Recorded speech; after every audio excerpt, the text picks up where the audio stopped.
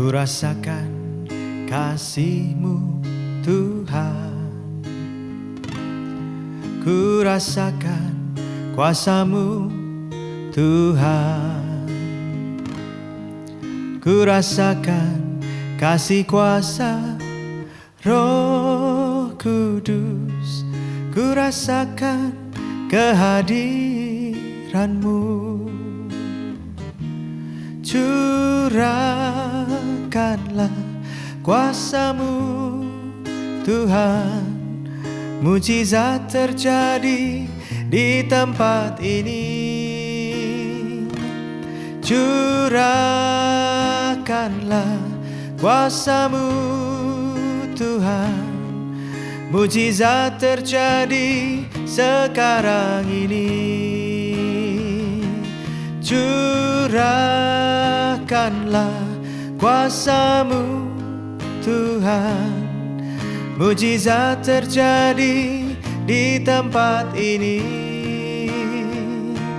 Curahkanlah kuasa-Mu Tuhan, mujizat terjadi sekarang ini. Mujizat terjadi sekarang ini. Mujizat terjadi sekarang ini.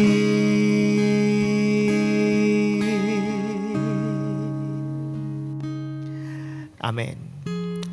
Mana yang berharga, emas 1 bongkah atau sebotol air mineral? Sebagian besar akan berkata, wih, ya sebongkah emas lebih berharga dong. Tapi sebetulnya adalah tergantung di mana pertanyaan ini berlaku. Kalau dalam situasi normal ya sebongkah emas lebih berharga. Dia bisa beli air mineral berbotol-botol. Ya, banyak sekali. Tapi kalau di padang gurun tidak ada orang lain, sebotol air mineral itu jauh lebih berharga daripada sebongkah emas. Karena kalau dia dehidrasi, buat apa? Kehilangan nyawa meskipun mendapatkan sebongkah besar emas.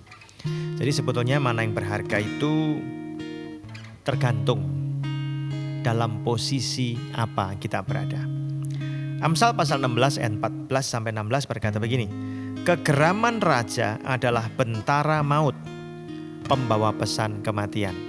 Ya, kegeraman atau kemarahan seorang raja. Tetapi orang yang bijak memadamkannya. Loh, di sini ketika orang berhadapan dengan seorang penguasa, hartanya yang banyak itu nggak berpengaruh besar.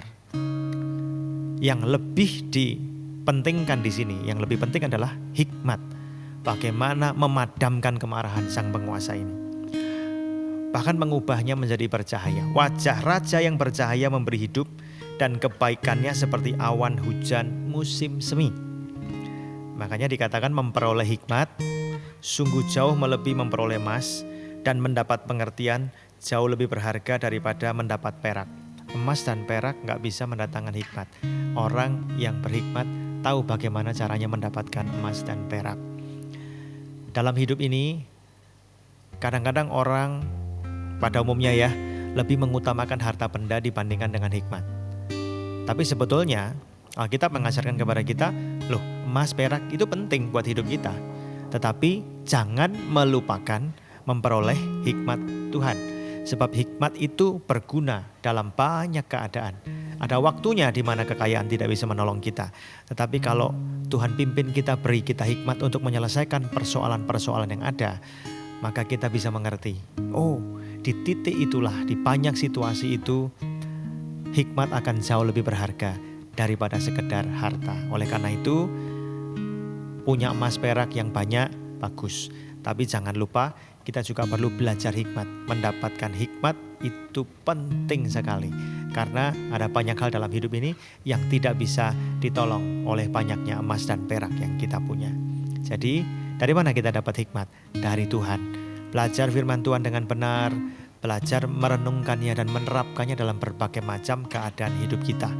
Dan ketika kita bertindak berdasarkan hikmat Tuhan, keadaan yang sulit sekalipun bisa diubah menjadi sebuah kemenangan yang luar biasa. Oleh karena itu, jangan lupa ya, harta bukan cuma emas dan perak. Hikmat juga merupakan sebuah harta berharga yang sangat penting buat kita.